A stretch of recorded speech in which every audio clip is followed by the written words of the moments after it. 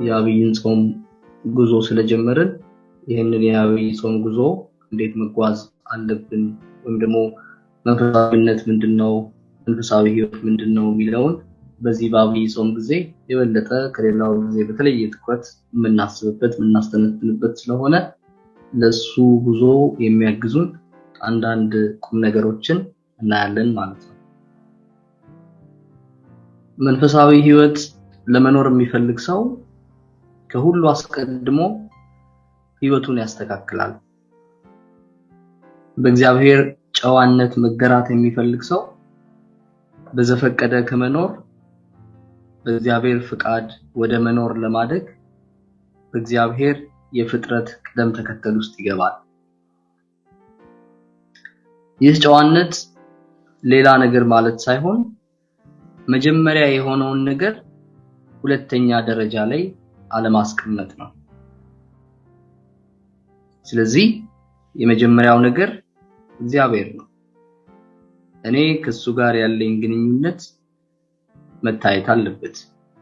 እኔ ከሱ ጋር ያለኝ ግንኙነት በህይወቴ የትኛው ስፍራ ላይ ተደልድሎ እንደሚገኝ መመልከት ይገባኛል።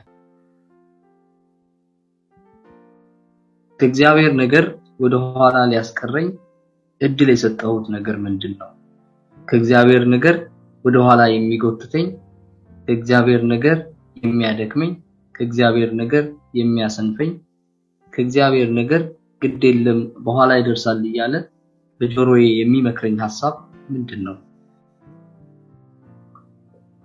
ምክንያቱም እግዚአብሔር ስለሱ ሁሉንም የምተውበት በቂ ምክንያት ነው። ሌሎቹ ምክንያቶቼ እግዚአብሔርን ሁለተኛ እንዳደርገው ከሚያስገድዱኝ ይልቅ እግዚአብሔር ሌሎቹን ምክንያቶቼን ሁሉ ሁለተኛ የሚያደርግበት አባትነቱ ይበልጣል። እሱ ሁሉን ነገር ስለሱ ብዬ የምተውበት፣ ሁሉን ነገር ስለሱ ብዬ ሁለተኛ የማደርግበት በቂ ምክንያት ነው። ስለዚህ መንፈሳዊ ህይወት መኖር የሚፈልግ ሰው ምርጫ ማድረግ አለበት። ምን ይዤ መጓዝ እንዳለብኝ፣ ምን መቀነስ እንዳለብኝ መሰረታዊ የሆነ ምርጫ ማድረግ አለብኝ። መንፈሳዊ ህይወት ለመኖር የሚመኝ ሰው ሁሉንም ነገር ይዞ መጓዝ አይችልም። መንፈሳዊ ህይወት ለመኖር ፍላጎት ያለው ሰው ያገኘውን ነገር ሁሉ ተሸክሞ መጓዝ አይችልም። ነገር ግን ግልጽ የሆነ ምርጫ ማድረግ አለበት። ኮተት ቤት ያጣብባል። ኮተት ውበት የለውም። ኮተት ትርፉ ሸክም ነው። ስለዚህ ዝም ብሎ የተጣበቅኩበት እንደማይዘልቅ እያወቅኩኝ ግጥም አድርጌ ያስኩት እንደማይዘልቅ እያወቅኩኝ የሙጥኝ ያልኩት የተደገፍኩበት ነገር ምንድነው? ጌታ በጠባቡ በር ግቡ እያለ ስለሚያስተምር በዚያ በር የሚያሳልፈኝ ነገር ብቻ ነው በእኔ ላይ ስፍራ ሊያገኝ የሚገባው። በዛ በር እንዳላልፍ አንቆ የሚያስቀረኝ የተሸከምኩት ነገር ካለ ያንን የተሸከምኩትን ነገር መጣል መቻል አለብኝ።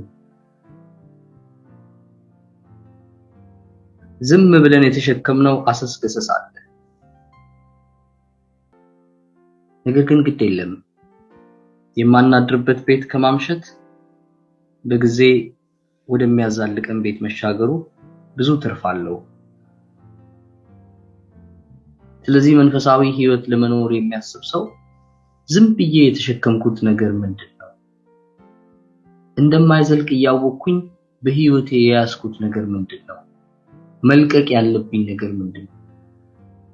ነፃ መውጣት ያለብኝ ከምንድነው ብሎ መመልከት አለበት።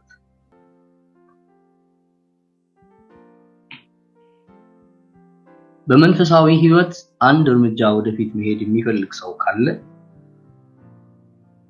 የማያንጽ ፍቅርም የሌለበት ንግግር ከመናገር ራሱን መግዛት መለማመድ አለበት።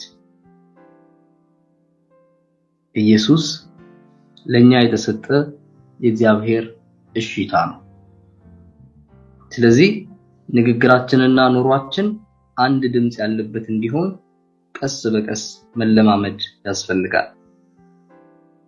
በእግዚአብሔር ዘንድ አይ አዎ የሚባል ኑሮ የለም። ከሱ አፍ የወጣውና በልቡም ያለው አንድ ቃል ብቻ ነው። ይኸውም ሥጋ ለብሶ የተገለጠው የእግዚአብሔር አብ ዘላለማዊ እሺታ ጌታችን ኢየሱስ ክርስቶስ ራሱ ነው። እግዚአብሔር ሊያንጽ ይናገራል። እግዚአብሔር ሊተክል ፍሬ ሊያፈራ ይናገራል። ስለዚህ ማንም ሊናገር ቢወድ የሚያንጽ ስለመሆኑ ፍቅርም ያለበት ስለመሆኑ እርግጠኛ ሊሆን ያስፈልጋል። ስለዚህ ንግግራችንን በእግዚአብሔር ሚዛን ላይ የማስቀመጥና ንግግራችን የሚያንጽ ፍቅርም ደግሞ ያለበት መሆኑን መመዘን ያስፈልጋል።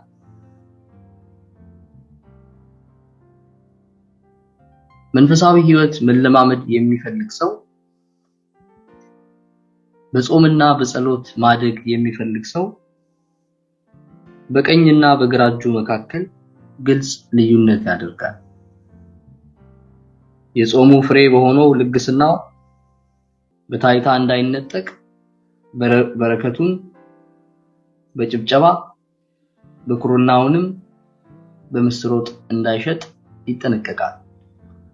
ጌታ ቀኝ እጅህ የሚያደርገውን ግራህ አይወቅ ብሎ እንደሚያስተምር በቀኝ እጁና በግራ እጁ መካከል መሰረታዊ ልዩነት ያደርጋል።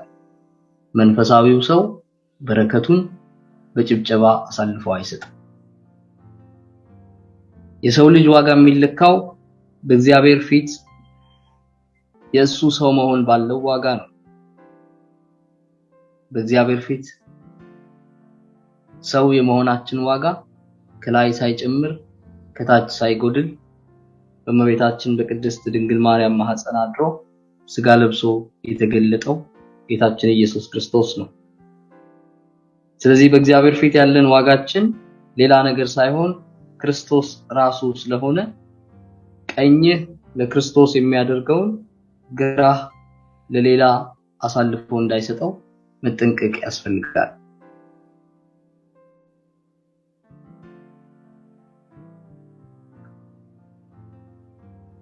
የሚጾም ሰው ብቻውን አይደለም።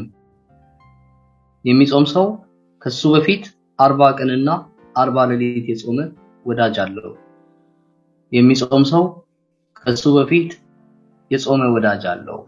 ጾም እንዴት እንደሚጾም የሚያስተምረው፣ ጾም እንዴት መጾም እንዳለበት አብነት የሚሆነው ወዳጅ አለው። ስለዚህ ለብቻው አይጨነቅም። ስለዚህ በራሱ ብቻም ለብቻው አይታመንም። ነገር ግን ለአምላኩ በመታዘዝ እንባውንና ምስጋናውን ጥያቄውንና ፍርሃቱን አሳልፎ ይሰጣል። መንፈሳዊ ሕይወት የሚጀምረው አሳልፎ ከመስጠት ነው። መንፈሳዊ ሕይወት ኮተትን ከመሰብሰብ፣ ነገሮችን እንደነገሩ ከማድረግ፣ ነገሮችን አይታይም ብለን በምናስባቸው ሰዋራ ስፍራዎች ውስጥ በመደበቅ አይጀምርም። መንፈሳዊ ሕይወት አሳልፎ በመስጠት ነው የሚጀምረው። ስለዚህ ጾም ብል በማይበላው ሌቦች ቆፍረው ሊሰርቁት በማይችሉበት በእግዚአብሔር ልብ ውስጥ ሀብትን መሸሸግ ነው። ነገር ግን ሰው ከሕይወቱ በላይ በእግዚአብሔር ዘንድ የሚሸሽገው ምን የከበረ ነገር አለው? የሰው ልጅ ከሕይወት በላይ ምን ውድ ዋጋ ያለው ነገር አለው? ጌታ ሲያስተምር ሰው ዓለምን ሁሉ ቢያተርፍ ነፍሱን ግን ቢያጠፋ ምን ይጠቅመዋል እያለ ይናገራል። ስለዚህ የሚጾም ሰው የመጀመሪያው ስራ ሕይወቱን ከክርስቶስ ጋር መሰወር ነው። መጾም የሚፈልግ ሰው ወይም በመንፈሳዊ ህይወት አንድ ደረጃ ወደፊት መሄድ የሚፈልግ ሰው ጊዜውን በአግባቡ ይጠቀማል። ዘመኑን ዋጁ ተብሎ እንደተጻፈ ጊዜን መዋጀት፣ ሰዓቱን መግዛት ያስፈልጋል። ይህ ጊዜ የህይወታችንን ቤት በመልካም እንገነባ ዘንድ ከመንፈስ ቅዱስ የተሰጡን የቅድስና ጡቦች ምሳሌ ነው። እያንዳንዱ ጡብ ቅርጹ በሚፈቅደው አይነት በሚገባው ስፍራ በሚገባው ጊዜ መቀመጥ ያስፈልገዋል። እግዚአብሔር በዛ ቤት ለማደር እንግድነት እንደሚመጣ በማሰብ ጊዜያችንን ለሰው ሳይሆን ለእግዚአብሔር እንደምንጠቀምበት በማስላት ህይወታችንን ቅደም ተከተል ማስያዝ ያስፈልገናል።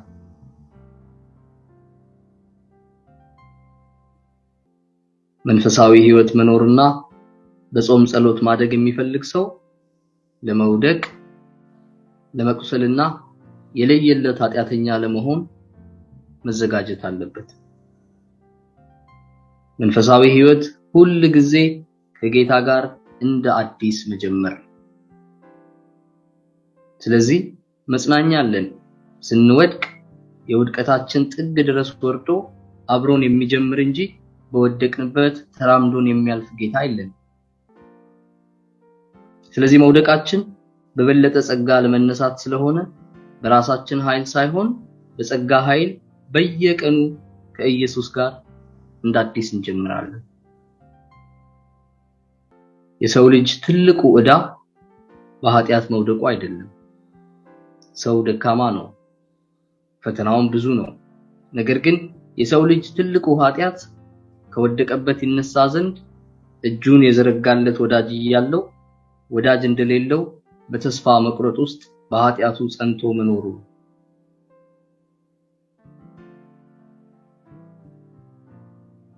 መንፈሳዊ ህይወት መኖር የሚፈልግ ሰው ለህይወት ሁኔታው በሚመች መልኩ ከራሱ ጋር በአምላኩ ፊት በጸጥታ እንዲሰበሰብ ዝም የሚልበት ጊዜ ያስፈልገዋል። በዚህም በመጽሐፍ ቅዱስ ብርሃን በእግዚአብሔር ፊት የገዛ ራሱን ህይወት ያነባል። የቀደመውን ፍቅሩን ላለመተው ኃይል ያገኛል። የምናፈቅረውን እሱን አጥብቀን ለመያዝ ጸጥ ማለትና ድምጹን መስማት አለብን። ድምጹ መንገድ ይመራል። ድምጹ ቀናችንን ያቅዳል። ድምጹ የህይወት ፕሮግራም ይሰጣል። ስለዚህ ድምጹን የምንሰማበት ጸጥታ ያስፈልገናል።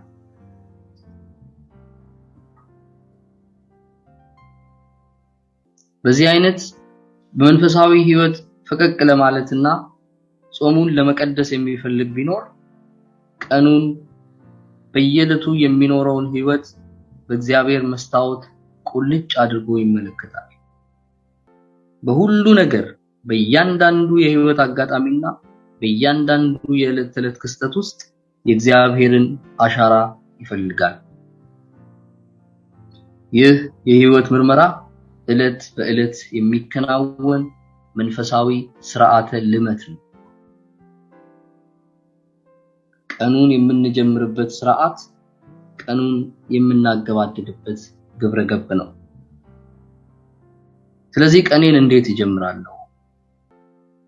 ቀኔ ተጀምሮ ነቃለሁ ወይስ ቀኔን እኔ ቀድሼ እጀምራለሁ? ምክንያቱም ቀኔን የምጀምርበት ስርዓት ቀኔን የምደመድምበት ግብረ ገብ ነው። ጌታ ቀኑን እንዴት ነበር የሚጀምረው?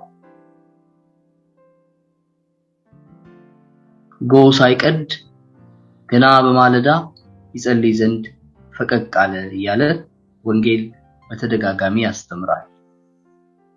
ጌታ ቀኑን የሚጀምረው በልቡ አባቱ ዘንድ ሆኖ ነበር። ጌታ ቀኑን የሚጀምረው በመንበርከክ ከአባቱ ጋር በመነጋገር የአባቱን ፍቃድ በማዳመጥ የአባቱን ስራ ለመስራት በመቸኮል ነበር። ስለዚህ ከጌታ ህይወት የምንማረው ቀናችንን የምንጀምርበትን ግብረ ገብ ነው። ጎህ ሳይቀድ ገና በማለዳ ተንበርክኮ ቀንን ቀድሶ መጀመር።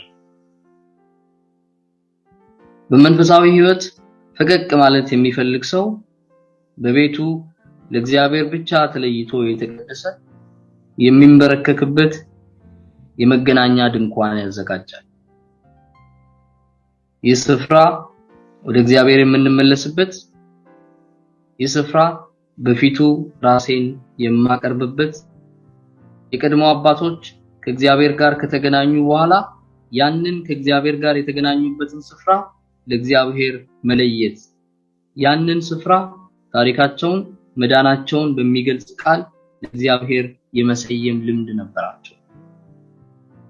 ስለዚህ እኛም የቀድሞ አባቶቻችንን የእምነት ምሳሌ ተከትለን በተመሳሳይ መልኩ በቤታችን ለእግዚአብሔር ብቻ ተለይቶ የተቀደሰ ስፍራ ማዘጋጀት ያስፈልገናል።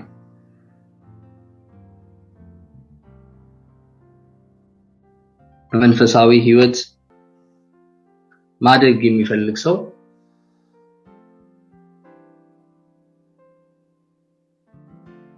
በየዕለቱ በውስጡ የሚጸልየው የእግዚአብሔር ቃል ያስፈልገዋል። ይህ ቃል በየዕለቱ በፈሳሽ ውሃ ዳር እንደተተከለ ዛፍ በሕይወት የሚጠብቀው እንደ ንስር ጎልማሳነቱን የሚያድስ ያው ቃል ነው። ነፍሴ ሆይ ስለምን ትረበሻለሽ? በእግዚአብሔር ታመኚ የሚለው የዳዊት ቃል ከብዙ ዕውቀት ይልቅ ረጅም መንገድ ያስኬዳል። ስለዚህ በውስጤ የሚመላለስ የእግዚአብሔር ቃል ያስፈልገኛል። በውስጤ የሚመላለስ የምደጋግመው፣ የማነበንበው፣ የምኖርበት የእግዚአብሔር ቃል ያስፈልገኛል።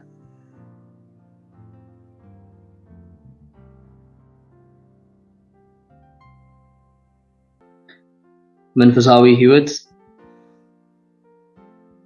የአካል እንቅስቃሴ ማድረግን፣ ተፈጥሮን መመልከትን፣ ጥሩና በቂ እንቅልፍ መተኛትን፣ ከመልካም ወዳጅ ጋር የሚደረግ ጥልቅ ውይይትን ሁሉ ያካተተ ነው።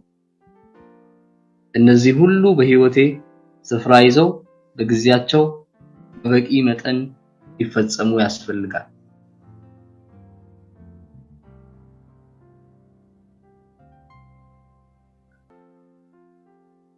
በመንፈሳዊ ሕይወት መጎልመስ የሚፈልግ ሰው ስፍራውን ከእግዚአብሔር ጋር እንደሚኖርበት አድርጎ ያዘጋጃል። ሳሎኑንና መኝታ ክፍሉን ብቻ ሳይሆን በመላ ቤቱ ላይ በሕይወቱ የነገሰው ሥርዓት ቁልጭ ብሎ ይታያል። የቤቱ መዝረክረክ የመንፈሳዊ ሕይወታችንን ሁኔታ ይመሰክራል። የቤቱ መዝረክረክ በመንፈሳዊ ሕይወታችን የገጠመንን የዲስክ መንሸራተት ያሳብቅብናል። በየዕለቱ የምንኖርበት የሕይወት ዘይቤ ሌላኛው የመንፈሳዊ ሕይወት ነጸብራቅ ነው። ቤቴ ምን ይመስላል? እውነተኛ አገልጋይ መገልገያ መሳሪያዎቹን ያፈቅራል ተብሎ እንደተጻፈ ስራ የምሰራበት ስፍራ ስለ መንፈሳዊ ሕይወቴ ምን ይናገራል? መንፈሳዊ ሕይወት ወይም ጾም በዚህ ሁሉ ነገር የሚቀደስ፣ በዚህ ሁሉ ነገር የሚያድግ፣ በዚህ ሁሉ ሚዛን የሚመዘን፣ በዚህ ሁሉ ነገር የሚዳሰስ ቁም ነገር ነው። ከዚህም ሁሉ በላይ የመንፈሳዊ ሕይወታችን አክሊል የጾማችን መቀደስ፣ የተጋድሏችን ፍሬ ዘላቂ የንስሐና የቁርባን ሕይወት ነው። በንስሐ የእግዚአብሔርን ምሕረት የበለጠ እየለበስን የእግዚአብሔርን ምሕረት በቀመስን ቁጥር ኢየሱስን የበለጠ እየተራብን ኢየሱስን የበለጠ እየተመኘን በቅዱስ ቁርባን አይተነው ብቻ ስለማይበቃን በቅዱስ ቁርባን አይተነው ብቻ ስለማንጠግበው ቀርበን ደግሞ እሱን በስጋና በደም በነፍስና በመለኮት እንበላዋለን። በዚህ የህይወት ፕሮግራም በልጁ መልክ እየበለጸግን በመንፈስ ቅዱስ ኃይል ወደ አባታችን ቤት እንዘልቃለን። አሜን።